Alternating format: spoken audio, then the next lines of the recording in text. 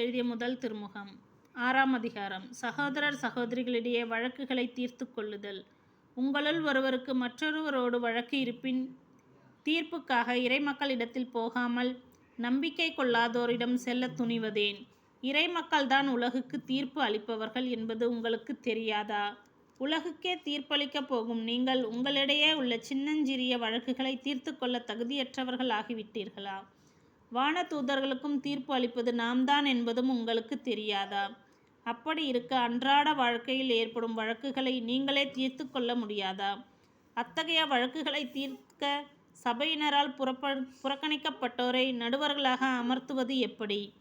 நீங்கள் வெட்கமடையவே இதை சொல்கிறேன்.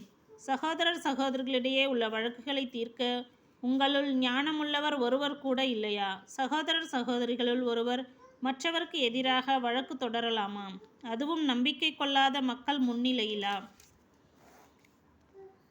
நீங்கள் ஒருவர் மீது மற்றொருவர் வழக்கு தொடருவதே உங்களுக்கு ஒரு தோல்வியாகும். உங்களுக்கு இழைக்கப்பட்ட தீங்கை நீங்கள் பொறுத்து கொள்ளக்கூடாதா?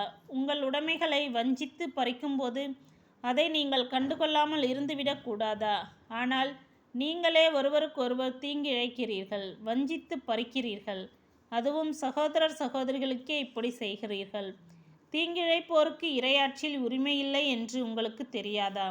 ஏமாந்து போகாதீர்கள். பரத்தமையில் ஈடுபடுவோர், சிலைகளை வழிபடுவோர், விபச்சாரம் செய்வோர், தகாத பாலுறவு கொள்வோர், ஒருபால் புணர்ச்சியில் ஈடுபடுவோர், திருடர், பேராசையுடையோர், குடிவெறியர், பழித்தூற்றுவோர், கொள்ளையடிப்போர் ஆகியோர் இறையாட்சியை உரிமையாக்கிக் கொள்வதில்லை.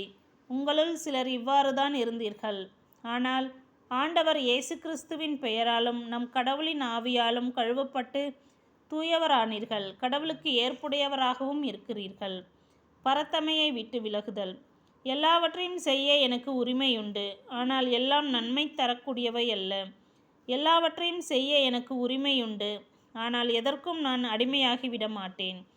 வயிற்றுக்கென்றே உணவு, உணவுக்கென்றே வயிறு, இவை இரண்டையுமே கடவுள் அழித்து விடுவார்.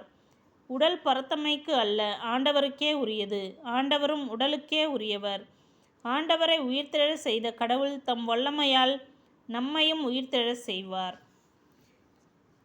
உங்கள் உடல்கள் கிறிஸ்துவின் உறுப்புகள் என்று தெரியாதா? கிறிஸ்துவின் உறுப்புகளை எடுத்து ஒரு விலைமகளின் உறுப்புகள் ஆகும்படி நான் செய்யலாமா? கூடவே கூடாது.